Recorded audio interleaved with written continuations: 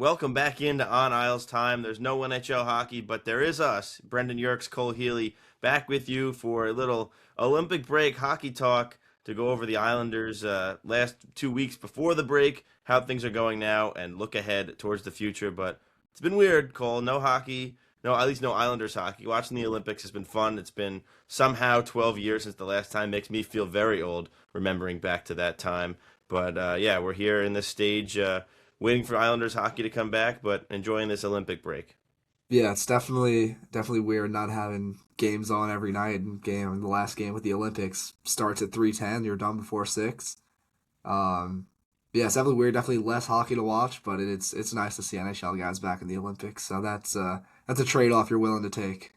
Yeah, I don't know what to do with myself these nights. I mean, last year some of the games were so hard to watch, but now it's like you can't get enough of this team. They keep finding ways to win, and in the weeks leading up to this Olympic break, we just said get points. They weren't playing their best hockey throughout January, which we knew. And that road trip that we talked about the last episode, we recorded January 21st. So since that point, the Islanders have done fairly well. They've only lost, I think, maybe 3 games since that, but it felt like more just because the losses that they did have were not ideal. They lost to Nashville on a Saturday night, Bo Horvat bobblehead. You can see it right there behind me if you're watching on YouTube.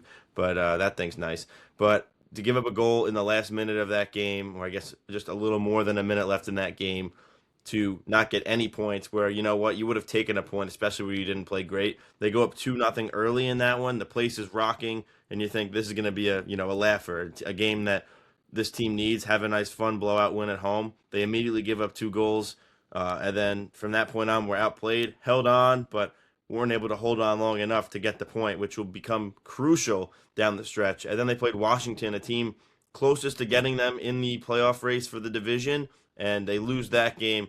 Obviously, you can't win them all, but that was a bad back to back to lose the point Saturday and then lose to the team chasing you. But the 2 games after that, the Islanders were able to bounce back and get crucial points against Pittsburgh, and then win against New Jersey as well. So we'll break that all down. But overall, the schedule looking pretty good because after some of these tough games, that road trip they played the Rangers twice, where they won both. Season sweep of the Rangers. That was lovely to see. Don't get that every day. Yeah, the Rangers are kind of selling it off a little bit, but we needed that, and to also beat Philly. So those are like a little bit easier games that they kind of took control of, but still, like they had to get the points and they did. But I wasn't overall thrilled just because they aren't fielding strong teams right now. But they got enough points in that stretch. Is basically how I'm trying to wrap that thought. Yeah, they did what they needed to do. It wasn't necessarily the prettiest. It wasn't, they're not dominant every game. But end of the day, like you said, you need to get points. They got points during that stretch. Yeah. So that's So all that's all you can ask.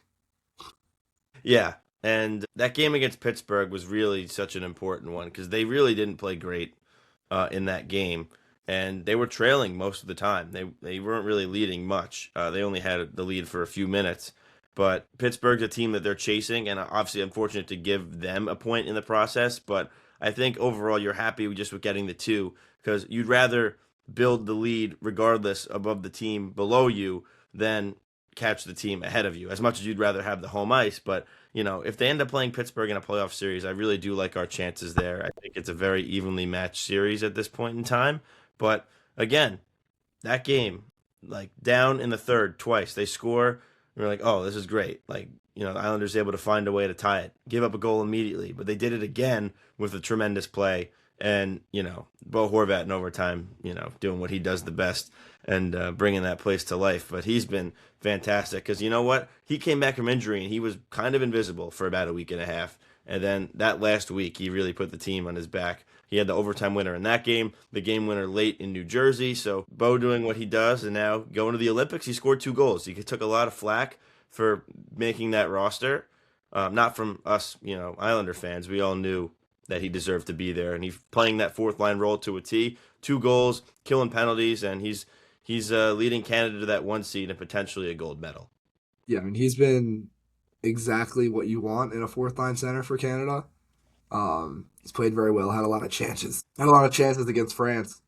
And then yeah, like you were saying, like he finally started to heat up towards the end of that stretch right before the Olympic break. I think it was 3 or 4 points in those last two games, obviously with 2 goals there.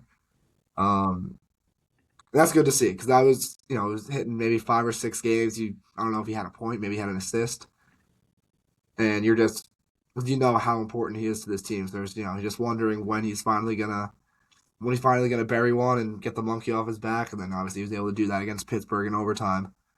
And I was looking after the game. I think he's now like third all time in overtime goals for the Islanders, and Really?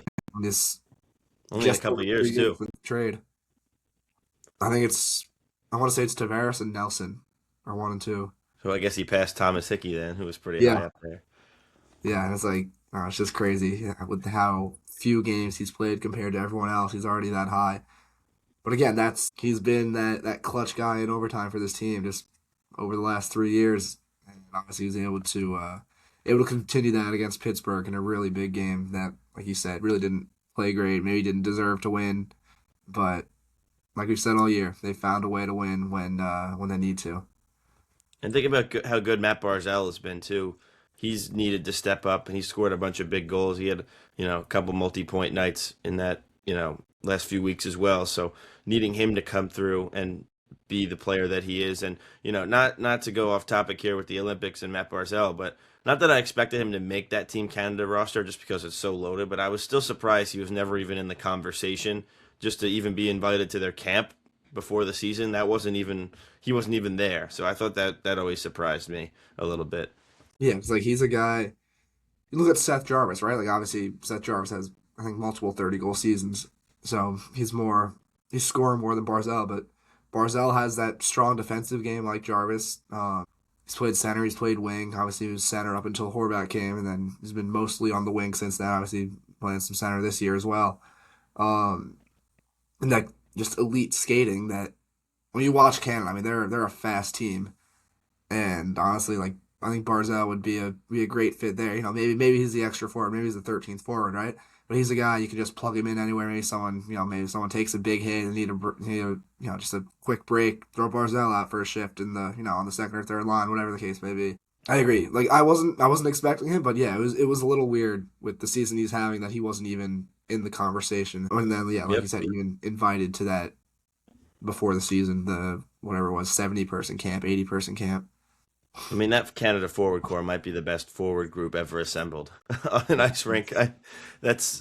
So I get it in some ways, and then the other ways, just like, the original camp, I was just surprised he wasn't there because he's represented them, I think, at the World Championships a few times. Obviously, he played 2 years at the World Juniors, so um, yeah, strange there, but good to see him and Horvat carrying the load. But yeah, the rest of the team, they needed this break. The guys that are playing at the Olympics, we'll talk about the big trades in a sec. But you could tell that some of the guys, some of the veterans on the Islanders needed this break. Guys like I think Anders Lee and Ryan Pulock are two big ones that it was really noticeable with this condensed schedule that they were playing from December and January, that they were struggling to keep up a bit at times, and that I think this 3 week break will get them, go back home, go on vacation, get rejuvenated, and be good for this stretch run. So we need everybody at their best. And because Anders Lee was good at the beginning of the year, but the last couple of weeks, like usually his thing is just strength behind the net. Like he'll just cycle it around, and you will not steal the puck from him. And I noticed that he was kind of a step behind the last 2 weeks. So I think this refresh will be good for a lot of the older guys. A guy like Pajot too, or just the whole decor in general. I think it'll really help them and get their legs back to be able to keep up with the young bucks. Yeah, like I don't know if you saw the picture of Lee and Pajot out at Disney, so Oh yes. maybe that trip is what they need to get that spark back once this breaks over. But yeah, no, I agree. Like it's with a veteran team, obviously a lot of back to backs. I don't know the exact number off the top of my head, and this before the break, but way more back to backs than what any team's used to. Obviously, with the condensed schedule for the Olympics. Yeah, it's this break was definitely needed. Let the guys get some time to rest. Even Schaefer, like not to say that Schaefer was bad, right? But you could tell he a break couldn't hurt. A 3 week break couldn't hurt. And I think they're back on the ice today. I'm not sure if they've gotten out yet. I don't know if it's all the I think I saw 2 p.m. today. We're recording this on February 17th, so the episode will be out after they practice. So, barring any news there, we won't have that covered on here. yeah. But yeah, like it is good to see these guys, just get a chance, kind of regroup, take that little break. You don't have to worry about any games for I think it's 3 weeks on the dot between games. Um, and yeah, you come back and it's you're fighting for that playoff spot. It's gonna be there's some good teams coming up. Um, we were discussing earlier. We got two separate stretches where it's three straight games in Montreal, Toronto, and Ottawa, and then we got Carolina twice in there. So it'll be tough. Obviously, you still got other games in there as well. So yeah, they're gonna need all the rest they can get. Horvat obviously has looked good at the Olympics. He's playing less games than he would if the Islanders were still playing right now. So I mean, you just gotta hope when he comes back, he keeps his hot streak going. Obviously, 2 goals at the Olympics, 2 goals in his last 2 games before the break. If he can keep that going when they get back, then I think we'll be in good shape. Yep. I think this break will be good for Sorokin too. Now just thinking about it, that he's been really run down a lot in recent years, and we saw that he had that little 2 3 week absence. Maybe Riddick it'll help him too. Just everybody. Sorokin is going to be the guy majority of the games going forward, obviously. So maybe this little break could help him and hopefully help him cap off the Vesna campaign that he should win. I'm going to say it every episode. He should win the Vesna. And to your Schaefer thought, I totally agree too. He looked fine. He had a 2 point game on in the game against Pittsburgh. I don't remember what day it was anymore because the my schedule is all messed up in my mind with this break. But yeah, just go home, see your family, hang out with some friends, kind of relax a little bit. I saw him coaching some kids. It's good for him to get away. He's still so young, and everybody forgets that. I mean, even though they say he's 18 years old every time, but think about what you were doing at 18 years old compared to what he's going through. And yeah, would it have been awesome to see him at the Olympics? Of course, but we know he's going to be on every other team going forward, and that this year for this break in his career, it'll be great. And the goal that he scored. Uh, Against Pittsburgh to take the lead at the end of the first might be one of my favorite goals of the season just because the crowd was buzzing. It was like, come on, 5 seconds, somebody got to shoot it, and he just stepped into it, and that might be the best shot he's taken. I mean, that was a rifle, like perfectly placed slap shot, and the place went absolutely nuts at the end of the period. And then obviously this assist he got in overtime kind of just hit off his leg, but still right place, right time, and helping the Calder campaign. So that break will be good for him. Hopefully he can keep it up. He's going to get to 20 goals as an 18-year-old, which is going to be fantastic. And we'll see how many more records he could break before the season's over. And yeah, these guys being rested is just going to be so huge because a lot of these big matchups, like you mentioned, they're going to California too. Some of the out west teams are coming here. Like you said, Carolina's a tough one. Those Eastern Canadian teams are going to be tough matchups, and just a lot of them in between. 2 games against Columbus, that's important because they have shot out of nowhere and climbed up. Hopefully, the break cools them down and the opposite effect because they were winning every single game. And then a lot of other good teams mixed in here. No game is easy. No, like every game is winnable for this team. We've seen that, but it's not going to be easy because the teams that are towards the bottom of the Eastern Conference are still going to give them some troubles. So there's a lot to look out for, and it should be fun. I mean, it's good to be in the race. You want, people at the games, and you want to have an exciting team to watch, and that's what we've got here. So it's gonna be a lot of fun. Yeah, it's, compared to I mean, you just go a year ago today, right? It was just frustrating. Actually, I think right around this time was when they went on that 7 game win streak. Early, I don't know, it was early February last year, right when they got D'Angelo. So who knows, maybe a year ago from this from this day, maybe it's a little more fun. But like again, I feel like we talk about this quite a bit, but it's just so amazing to see this turnaround. And like here we are, we're playing meaningful hockey, we're in it, and I'm not expecting like some deep cup run, right? But at this point, it's like if you get in, like it's going to be different than 23 and 24, where it's like okay, you're probably losing to Carolina. Although I had faith in 23, less faith in 24. Like this year, it's just so I don't know, it's just so fun to just see what happens because you don't know what this group is capable We're of. just so close in the standings too. Like the whole Eastern Conference is in it, so you never know what could happen in the playoffs. Yeah, it's Like just seeing like Florida's not going to be in it. yeah, which is Couple great like to half think the about. East is going to be different teams. We have Sorokin, the hot goalie. You really do never know. Like you catch fire and it could just happen. I mean, that's what Yeah, happened with the Blues in 2019. I mean, they're an anomaly, but like Bennington was nobody even knew who he was, yeah, and now he's Obviously had some troubles, but he's been overall really good in his career. But that's just getting ahead of ourselves. It's what you said. It's just to think 1 year ago, and we've said this before. Just think 1 year ago today where things were. Everybody, I think, faith in the franchise was not if I'll say an all time low, just because of the very bad years that were there, 20 years ago. There was like that 10-year stretch where it was really rough. Because obviously now with UBS and all other things, like there's some excitement with that, but just faith in the organization was not high. Just with Lou and being around a while and the team getting stale and slow and just the way things were.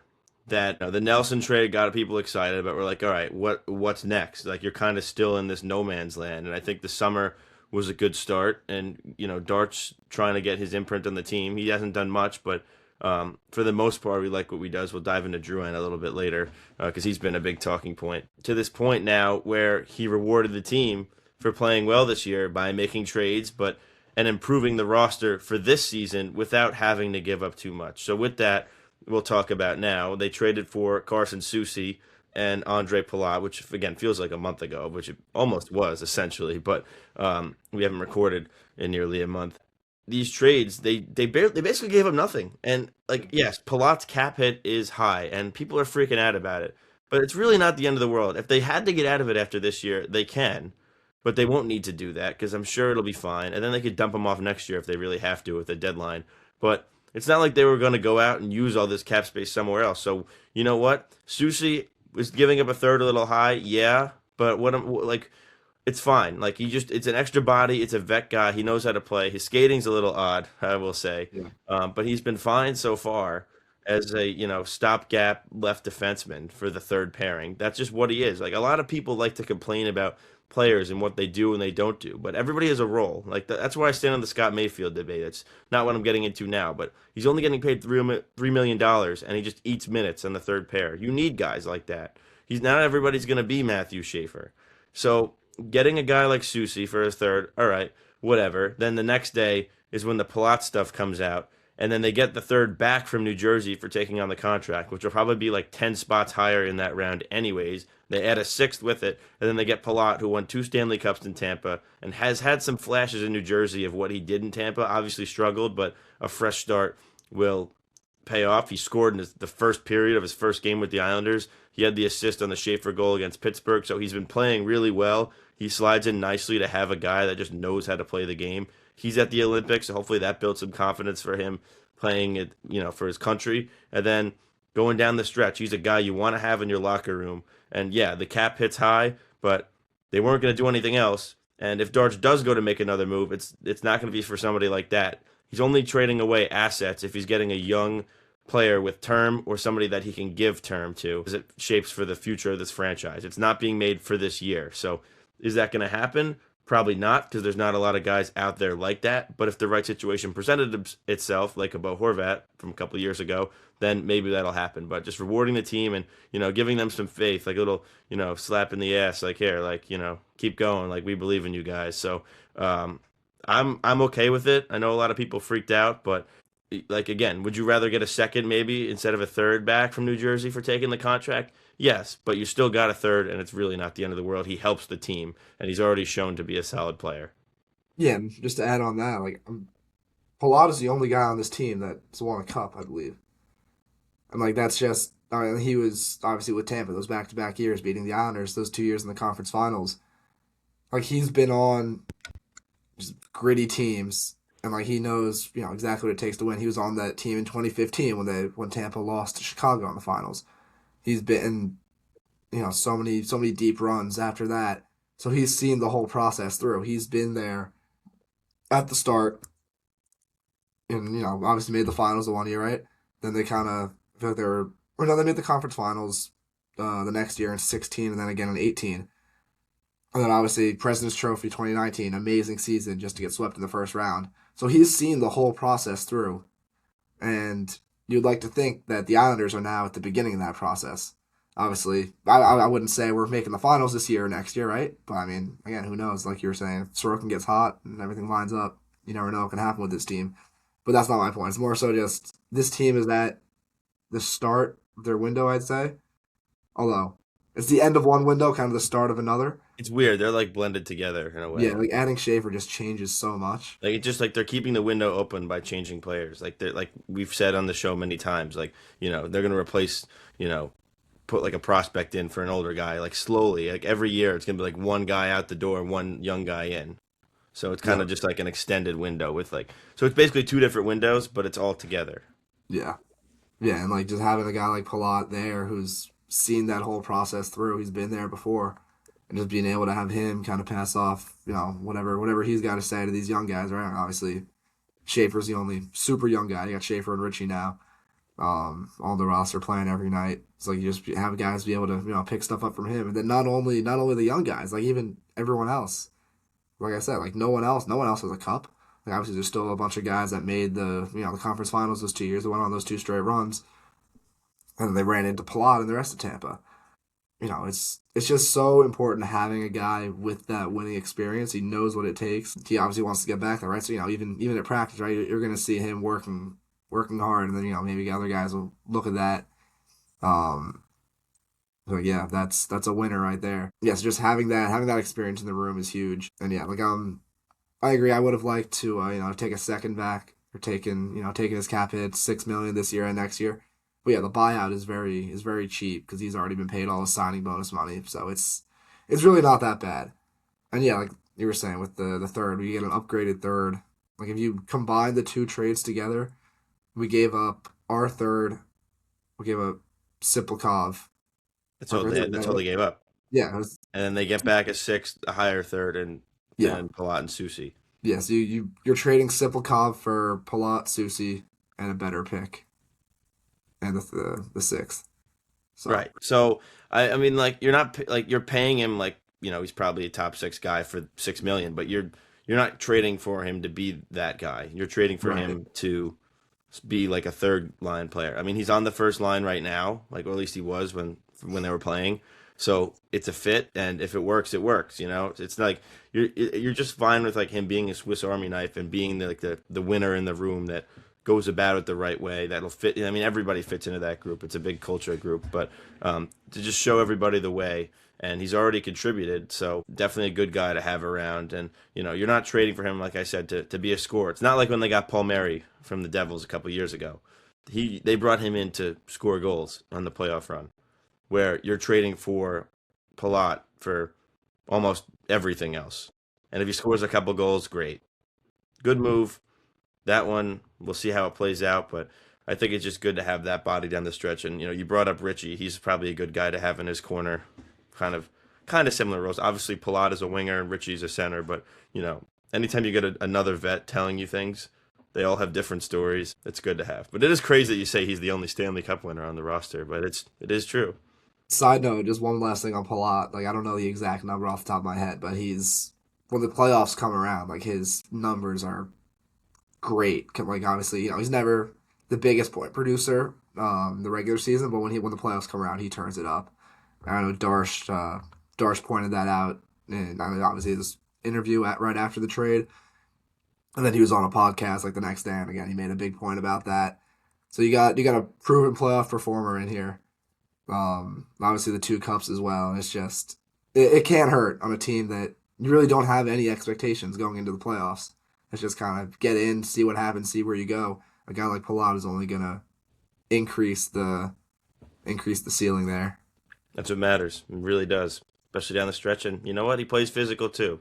So Yeah, why not bring in one of your old buddies that you know and trust to uh, exactly.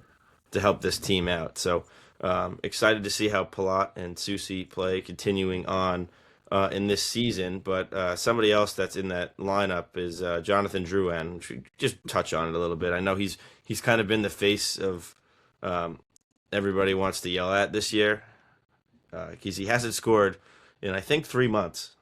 Yeah, I think the Utah game was the last Or time he hit his scored. stick, or hit his skate or something, or Yeah, his hand, something weird. yeah, But yeah, I mean, the thing is, he's playing fine. He's not a problem. He's just not producing. Like, he's eating minutes and playing defensive hockey. So it's just I don't even know what to say about it, but I think I had to bring it up. Yeah, it's like I think we talked about it last episode too. Like it's not like he's out there and he's bad. Like he's not hurting the team when he's on the ice. It's just frustrating, I guess, that the guy's getting paid 4 million, right, and he hasn't scored a goal since November.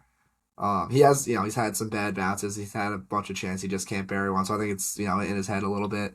Again, maybe that's a guy that this. I mean, he definitely needed a break, right? Just get that mental reset. Hopefully, break that streak pretty soon after the break ends. But yeah, it's like he's not out there. He's not hurting the team. He's not a negative when he's on the ice, I'd say. It's Nothing would just be better he's just than kind of for a there. guy like him, like in this rate, like this playoff race, that he just hasn't scored in so long, and everybody's kind of like, "Come on, Drouin, like you got to do Yeah, something." And then some game where it's close, he scores with like 2 minutes left in the third, and yeah, like everyone's gonna be like, remember him for that. Or like say the playoffs, he has like does something crazy, or like scores like an overtime goal or something, yeah, and like people won't forget it. Like, how could you imagine that yeah. situation? That Like would be that that would would be be great. funny. But Like just I like the whole middle understand. six thing with this team is just odd. Like Duclair is like has had played great hockey, I think, the last month and a half. One of the better players. And then he gets scratched against New Jersey, the team he scored 9 goals against like 3 weeks prior. Like it's odd. Yeah, that was the point I was gonna make. It's like you see, obviously he got scratched before that Devils game at the beginning of January, and then yeah, right before break he gets scratched again. And then obviously Drouin's still in the lineup, hasn't been scratched yet. So I understand the frustration. And maybe a scratch wouldn't be the worst thing for Drouin. I Yeah, think like like it's at not this even that he's point, playing bad. It's just like, hey, like you haven't scored in a while. Like we're gonna scratch you tonight. Just watch the game, like yeah. and we'll get you And back in. we're gonna do Claire responded. He got scratched again Right. that early January. Comes back his first game back. He's a hat trick and 5 points. So it pays off. I'm not against that. It's just the Duclair one didn't make sense because the team kind of wasn't playing their best, and he was, I thought, playing pretty well. But then Patrick Roy says, "I'm not worried about him. He's going to be fine." Like, what does that even mean? Then, Right. like, I'm just Yeah. like, it just makes no sense to me. Because I get that you want to, like, everyone's like, why do they, not scratch like McLean or Gatcombe or Cizikas? It's like, well, that fourth line works for Patrick, and I think everybody's kind of seeing the impact they make. They play physical and they dictate games. They'll steal the puck. They'll have the most offensive zone time. I feel like watching these games Yeah. out of some of the other guys. So I mean, that's why they're in. It's just that like third line, and sometimes the second line is just like a turnstile. Sometimes it's something. Yeah. And then just one more thing here, and I don't think I don't even have it on here. Max Shabanov, like he's been out of the lineup right really since the Palat trade. I don't think he's gotten in. Maybe that one game when Duran was sick. It's tough with Shabanov. Obviously, he was hurt early on, right? And I've liked what he's done. Obviously, the points haven't, he hasn't put up as many points as probably would have hoped. Honestly, probably should have some more. I feel like he's had some really good chances. Whether it's him, like his scoring chance, or he's setting other guys up. So it's unfortunate, to see him be the odd man out here. But I mean, the team's winning. At least those last two games, team found a way those last two games against Pittsburgh and New Jersey. So Shabanov, we'll see what happens with him. Deadline coming up. Who knows? Maybe he could be a piece on the move, like you said. True. Maybe the team's looking at potential younger guy with who'll be sticking around. Maybe Shabanov's a guy that'll be included in a trade like that. Obviously, we saw Simplecop on the move, so we've seen one of our Russian free agents go already. Um, yeah, we'll see. We'll see what happens with Shabanov. I have liked his game, but yeah, it's I'm just hoping unfortunate it's like he's the not reverse that long. Sipakov, where obviously like Sipakov was good last year in his rookie season, but he did produce. And he had Yeah, like what almost 10 goals and like I 25 think, assists I or think, yeah, I think he something. had Like 35 points last year. yeah, so he had a good season over like he played well, and I think he didn't take the necessary steps to take that next step or to consistently be a 35-point guy because that's a solid, bottom six player. He could Yeah, have been that, like maybe a 40-point guy, maybe even more than that. But I mean, the rumors I heard, maybe he didn't work out or like kind of set himself up for success this year. Don't know if that's true or not. I saw people maybe suggesting that because playing in the KHL is kind of a different, not the same beast as playing in the NHL.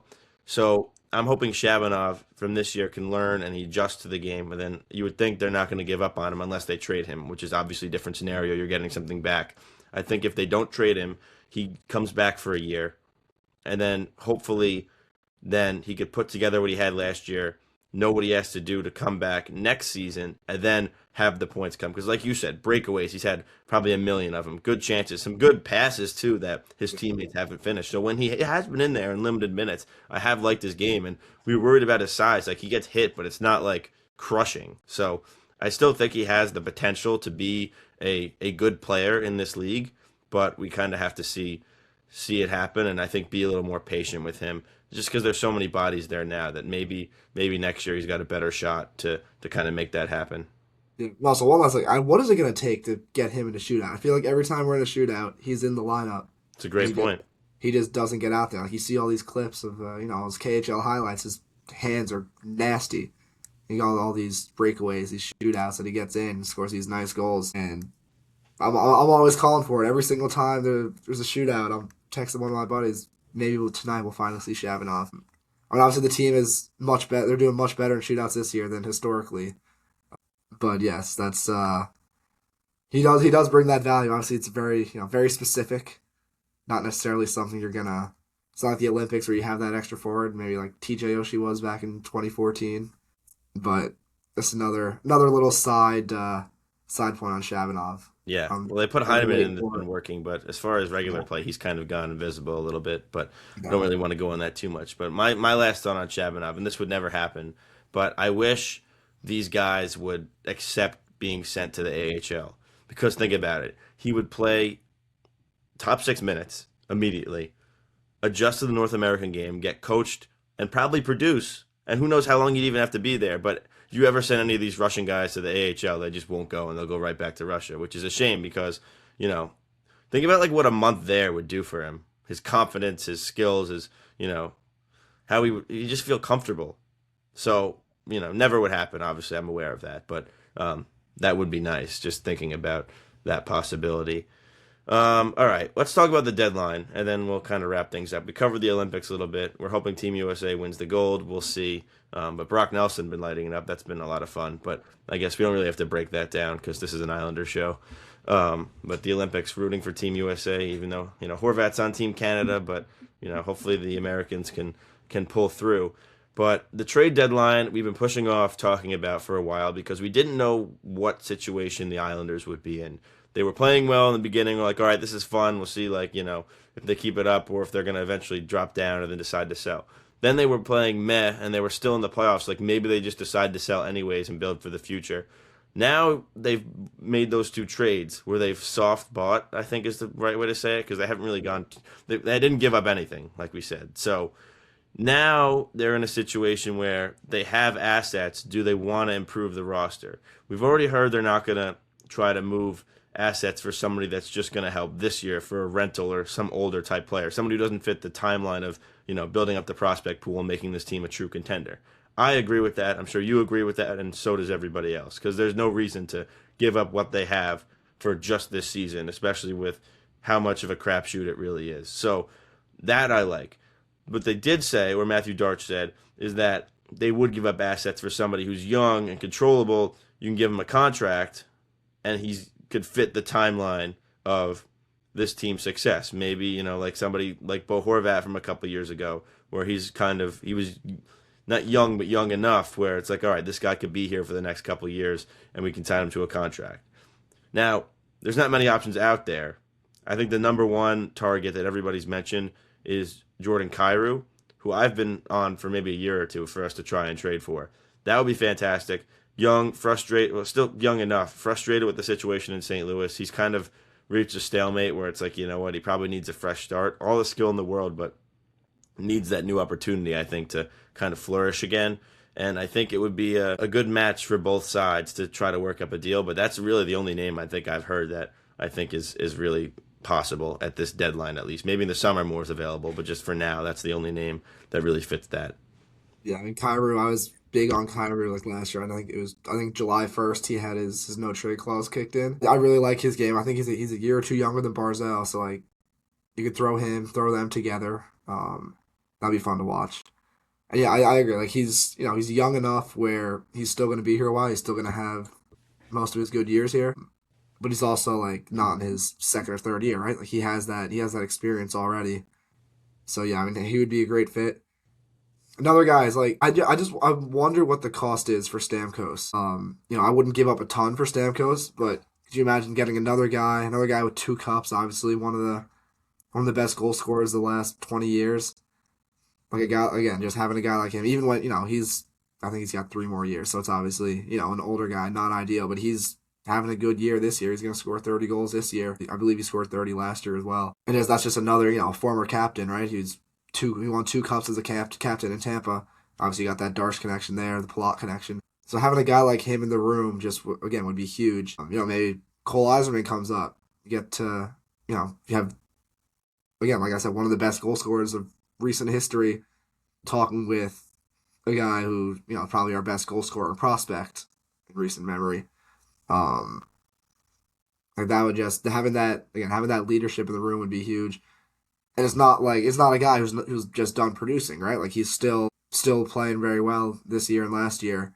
Um, Again, you don't know how much longer he'll be keeping that up. If he's anything like Ovi, he'll still be scoring 30 goals for the remainder of this contract. So I'm not necessarily saying it's like give whatever they want for Stamkos, but I would like Darce to kind of call Nashville, call Barry Trotz up, and just see what the cost would be. See if there's any way we can bring him here. 'Cause you got the cap space, maybe you want to send that to a younger guy, right? Like that's fine.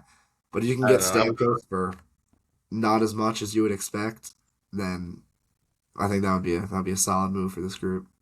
I mean, I'm kind of out on getting Stamkos. I think he's older, and yeah, the name. I think Palat kind of serves the same role. Obviously, Stamkos way better player. That's not what I'm saying, Right. but just older player giving up assets going to be more for somebody who's going to be here not for as long and just with the contract. I don't know. I'm not as big of a fan as other people are on that move, but well, again, if the price is low enough, then maybe I'd consider it. But it's just tough. Like, where would you put him? You got to move a lot of things around, and you probably have to give up a young player or a prospect. And for me, it's not worth going down that path. Like, unless you're trading for somebody young. Like when I've had this thought, with the whole thing. Wait, the way that Matthew Kachuk Salga went down in Calgary a couple years ago, I just feel like it's going to happen with Brady up in Ottawa. I think he's going to get fed up with how they're running things and want to go to a team that's going to win, that's younger. Like for me, if he becomes available in the summer, like majority of our prospect pool and draft pick pool is on the table for me. Like not that I'm just giving everything away, but like I'm giving up, a top prospect and a pick to get Brady Kachuk. I would. So that's a young guy that could fit the timeline, would be like a great player. He's already a proven leader. People that play with him love him, like game wrecker. But that's not going to be a deadline thing. That'd be off-season thing. If that even was happening, maybe it'd be another year. But like that's the kind of guy I would target. Like that's a guy I'm giving up whatever for. But like Jason Robertson, maybe not as much, but similar. I would be in that type of camp. Like young player, really good, go get him. But those aren't guys that you're going to get at the deadline. So I think what's going to end up happening is Darch is going to try. Maybe he ends up with another depth guy, just like the way things have been. But I don't think they end up making a big move at the deadline. He might try to get somebody young, but just with the options out there and knowing how he is with his picks, he's I think going to play it safe and build up to this pool a little bit, and then maybe swing a trade to the draft. There's always somebody that was available. I think 24 when the Islanders drafted Eiserman, it was it Ehlers the Islanders were Yep. maybe involved with. They were like, oh, maybe they'll trade their first for him. Maybe somebody like that comes up then, but I just during the season I just don't see it happening. And once they have those picks, then and they see who's on the board, I think they'll be more willing to be like, oh, like we could kind of swing a trade. But that doesn't help the team now. It doesn't help the team for the playoffs. But you never really know how things are going to go. I say they're probably out on that big trade just because Darch is too smart and too early into this to just give his picks away. Yeah. I don't know. This is the year to really be buying big. Obviously the team's done good, right? But you want to, maybe next year if they're similar, they show some improvement, right? Once you got more consistency there. Then you really go out and spend. But yeah, I agree. I think he'll see what's out there. He's talking to every team, right? We've seen he's not afraid to make that big trade. Obviously, first trade is Islander GM was trading Dobson. So he's not scared to make that big move, but he's also obviously very smart with what he does. So I mean, I have full faith in him. I trust he's gonna make the right move. But yeah, I could see another just like bottom six forward coming mid, get some more scoring in the bottom six. Defensively, I think we're all set now. Like you have Sousa, you have that consistent lefty on the bottom pair. Like there's an injury, you can throw Isaiah George in, who I thought he looked good before obviously the trade. I think he only played 2 games, but like I thought he was fine. You got Marshall Warren ready to go. Like you have options. You have Colt McWard, AHL All Star. Yeah, you have options if a defenseman gets hurt. So I don't think there's any point in giving up assets for another guy that's just gonna be in the mix with the same 3 guys already. Um, yeah, we'll see though. I believe it's March 7th, so we're coming up on it. Just a couple weeks here. Yeah. Yeah, just under 3 weeks until the deadline. So looking forward to see what goes down there.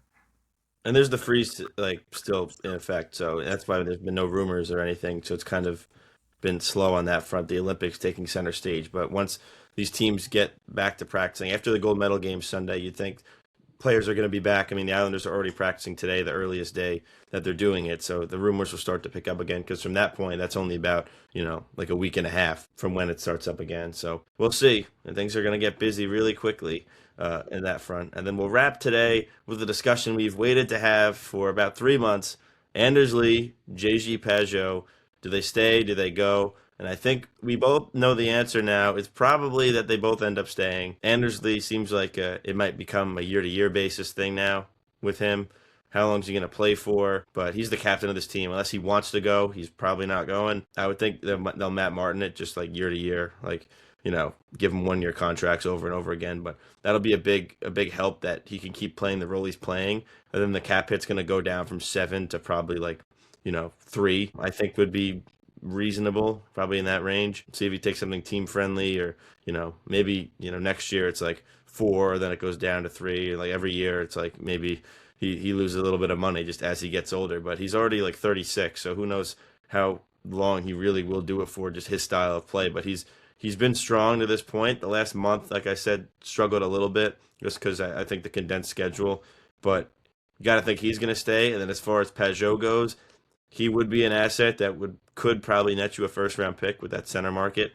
Getting a 3C is so hard. But now you have Palat, so maybe if somebody wows you with an offer, you still do it. But I just think with the team in the race and the role that he plays, just penalty kills and winning faceoffs like more than anybody else, that it's hard to trade him away. But then again, you don't want to lose him for nothing. So I feel like they will try to get an extension, and you got to assume his contract's going to maybe go down a little bit too. So if they re-sign Pajot, I think I'm okay with that then. But whatever they decide to do, but my just gut feeling now is just where they are and being in a winning position that both are here to stay.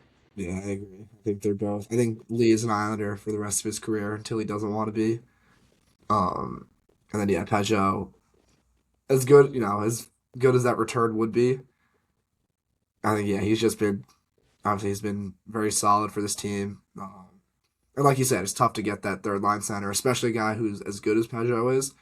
Obviously, every single role he's effective. Yeah, one of, if not the best face-off guy in the league, and it really is tough to replace that. I will add that going back to Drouin, right? Like, obviously he hasn't scored, but he can play. Like he was signed as a winger, but we've seen him go at center quite a bit this year. Not saying that like yes, like just throw him at center, right? Like he's obviously not JG Pajot, but like you're saying, if someone gives a really good offer for Pajot that you just can't say no to. Worst case scenario, if you want to keep the top six how it is generally, you can put Drouin at that as that third line center. Obviously, Pajot is much better in that role than Drouin would be, but that's you have that flexibility, you have that option. And then if not, you can split up Horvat and Barzell again, have Richie as the third center. I think Horvat and Barzell should stay together because they've just they have that chemistry. They're so good together. But yeah, like you have these options because of the flexibility. Obviously, like I said with Drouin, and then also Barzell being able to play wing and center. So yeah, I think Pajot is sticking around unless someone overpays just to, it's like you said, the center market is so It's so tough at this time of the year. And then Pajot's the guy you win with in the playoffs. So we'll My see. preseason plan was always that Richie would probably slide into that Pajot spot and they trade him, Yeah, but things have gone different. We're in a playoff position where I was like, it's probably developmental year. What do we call it? The reset year or transition yeah. year? That's what we kept saying. Transition. And then they just kept winning. So things change, and here we are. So whatever they decide to do, but they have the flexibility. They have enough guys that could play basically anywhere in the lineup, so that makes it easy in that regard. But if they get wowed, maybe they do take an offer. But he's a hard guy to replace. But then again, you do have guys that are coming out of college that could be ready to go soon. Maybe they'll play in the AHL after. But think of Danny Nelsons and Quinn Finleys that you know getting that seasoning playing. Like Finley's a senior, I believe, Yeah. this year. Finley's in his Nelson too, I third. think. What? I think Nelson too. Nelson's, I think, a junior. I think he's played. He was drafted a year after. So 3 years in college. You got to think that they're getting close to making the jump. I mean, Finley has to obviously. Yeah. So maybe they go to the AHL, but maybe there's a space for them next year. If you want to take that gamble and get younger, then you trade him. But it's hard for this year to be like, oh, we're trading this guy that's been really really good. But again, we'll see. We have about a few weeks until that day, and we're going to continue to monitor it. Yeah, it's just under 3 weeks. I'm looking forward to that March 7th deadline. Yep, it's going to be a fun end to the season. We got maybe about 25 games left, so it's going to get busy. Got to hope the Islanders can win. Obviously, they're not going to win them all, but keep up the pace and get into those playoffs again, where we can get some excitement in the air and maybe more buzz than the last two playoff runs, where people kind of felt out on the team having success. So I think that's going to wrap it here. Our next episode will probably get back once the season starts back up and games are going again. But for Cole Healy and Brendan Yerkes, this was On Isles Time. Make sure to follow us on social media at ONISLES TIME. And thank you so much for tuning in to today's episode.